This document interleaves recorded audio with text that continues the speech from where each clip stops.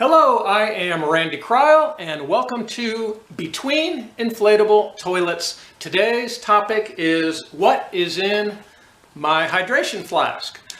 Years ago, I decided I really didn't like the large bladder that I used to keep in the back of my hydration vest.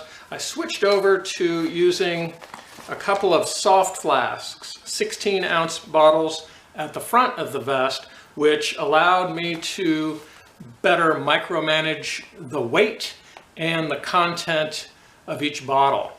For example, I could just use water in one and electrolyte mix in the other. Another thing I had started doing even before and at my first 100-mile foot race was using beet juice and beet smoothies in my water bottles. Over time, and as I started maybe venturing to further out races, where some races maybe want the drop bags the day before the race starts, having fresh beet juice or beet smoothies became less and less practical.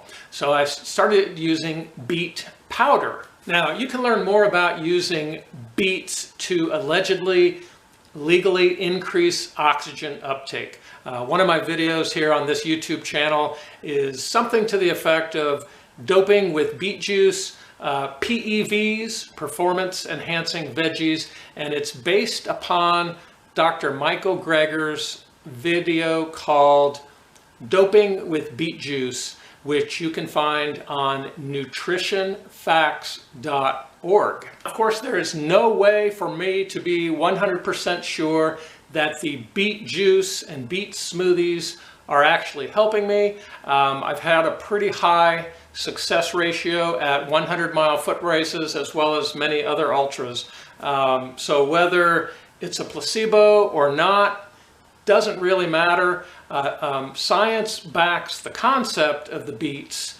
So hopefully the beet powder is nearly as effective, possibly more effective. I just know that it's more practical to put beet powder into the hydration flask than it is to try to prepare and transport cold, fresh beet juice. So as time has gone by, I keep learning more and more about food sources that are super antioxidants or fantastic for possibly preventing and healing adrenal fatigue, for reducing anxiety. So what I've been doing lately, particularly for 100 milers, is before the race and then pretty much all the way through a 100 miler, I'm taking in a mix of at least 3 of these powerful powdered fruits and vegetables. So organic beet powder is obviously part of my routine for my basic 3 first ingredients to put into the hydration flasks. Another top ingredient, of course, is the amla, which has magnitudes more antioxidant power than even blueberries.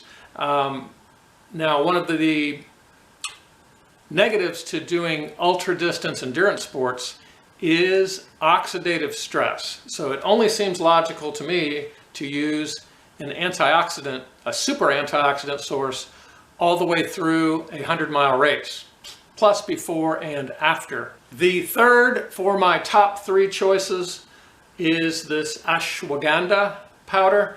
It's an Indian root from the country of India. It is thought to reduce anxiety.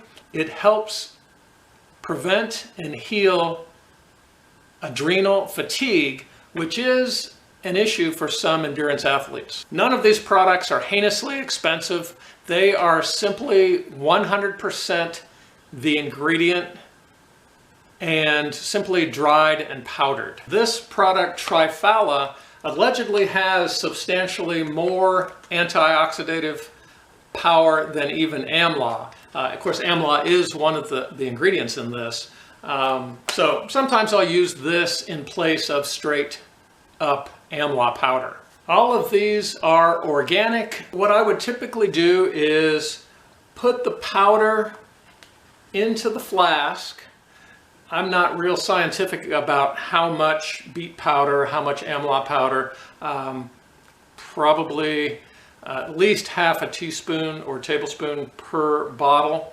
And I keep them pretty consistent. I used to put the ashwagandha in more heavy towards the bottles I would use at the end of a race. But because the powder has anti-anxiety properties, I just mix it pretty evenly now throughout, because sometimes there's a little bit too much stress and excitement at the beginning of a 100-mile race as well. So anyways, I mix all the powders into the bottom, and from there simply seal it up. And then the day before, or the day that I drop off my drop bags, I would add either water or preferably lemon juice concentrate, enough of that to get all of the powder to melt.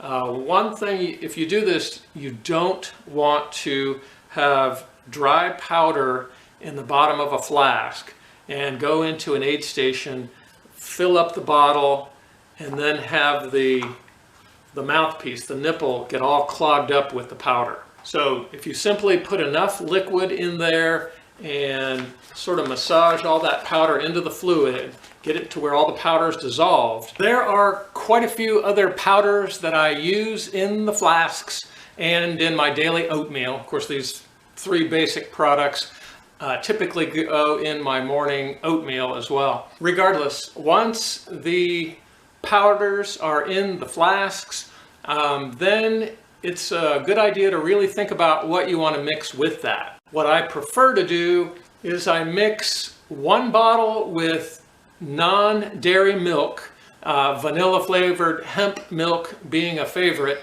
and then rotate to some sort of a juice base mixed every other flask. So for the non-dairy milk based flasks, I would typically add some pure grade A maple syrup to sweeten that up a little bit. Sometimes to give it maybe a mocha flavor, I would add some instant coffee, and perhaps in those flasks some occasional mushroom powder, although typically I just use this in my daily morning coffee. At some races I've made the mistake of having too many consecutive bottles with the basic same mix. So I can't emphasize that enough. Mix them up. So when I do switch over to more of a juice-based flask, there it's just simply a matter of taking any type of juice or smoothie mix. Simply a good idea to taste test this stuff, use it in your training, figure out how much powder you really want to put in there, what flavors you like. There are quite a few nutraceuticals, I guess you'd call them, that I keep around here and tinker with, putting them in my daily oatmeal or whatever. One of the regulars is maca powder. Another regular is moringa and noni fruit powder. I'm not sure if some raw vegans would be opposed to using these powders. I believe they're effective. I don't know for a fact. I know that when I take herbal teas, I definitely feel the effects of whichever tea it is. If it's a nighttime sleepy blend, I most definitely feel like it's making me tired. So if you take gooseberries from the country of India, dry them, turn them into a powder, I'd like to believe that most of the health effects are still there, and when you take them in a concentrated dosage like that, hopefully they're having the intended effect. But personally, I see very little to no downside, especially if you're buying from a hopefully reputable brand and it's organic. Good luck at your next race. Thank you for listening. I hope you will subscribe if you haven't already, and be sure to hit the like button.